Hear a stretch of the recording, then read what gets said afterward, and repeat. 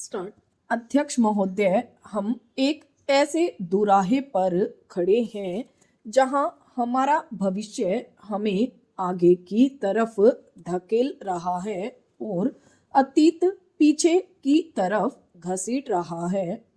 हम इस उलझन को किस तरह सुलझाएं और अपने जीवन का कैसा ढांचा तैयार करें जिससे हमारी ज़रूरतें भी पूरी हों और हमारे मन और आत्मा को भी खुराक मिलती रहे। हम अपने किन पुराने आदर्शों को कौन सा नया रूप दे सकते हैं। हमारे देश की अपनी खास समस्याएं हैं और साथ ही हम दुनिया के बड़े बड़े मामलों से गुथे हुए हैं।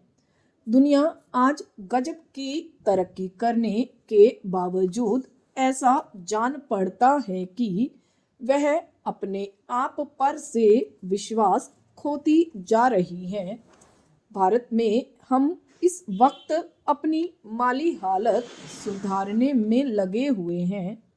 पंचशाला योजनाओं से हम अपनी जनता का रहन सहन उठाने की कोशिश कर रहे हैं और बहुत ठीक कर रहे हैं।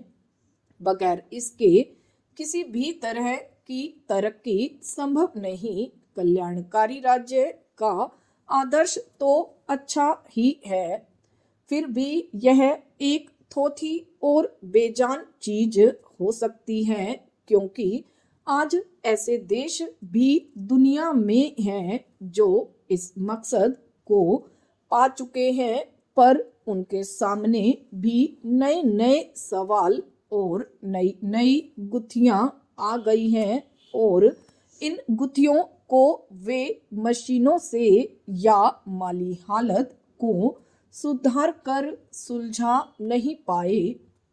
मानव स्वभाव की कुछ बुनियादी ज़रूरतों को पूरा करने में अब तक धर्म और मजहब का काफ़ी बड़ा हाथ रहा है, मगर इस तरह के धर्म की पकड़ अब ढीली हो चली है। उसका असर फीका पड़ चुका है और वह आजकल की दलीलों और साइंस के सामने टिक नहीं पा रहा है। धर्म में विश्वास हो या न हो, पर इंसान के लिए किसी ऐसे आदर्श में अडिग विश्वास का रखना जरूरी है जिससे जीवन का रस मिलता रहे और जो हमें आपस में गुत्थे रखे। हमें तो आगे की तरफ देखना है और उसके लिए पूरे जोश और विश्वास के साथ काम करना है। हमें साथ ही अपनी पिछली विरासत को भी कायम रखना है और उसी से शक्ति प्राप्त करनी है। परिवर्तन जरूरी है, मगर अपने पुराने इतिहास से मुंह फेरना अपनी ही जड़ों को खोदना है। अतः इस परिवर्तनशील समाज में यह देखना भी आवश्यक है कि इस परिवर्तन से कहीं किसी स्थान पर सामाजिक ढांचों को चोट तो नहीं पहुंचती या किसी रूप में सामाजिक अहित तो नहीं हो रहा। अगर ऐसा होता है तो फिर उस परिवर्तन से कोई लाभ होने वाला नहीं।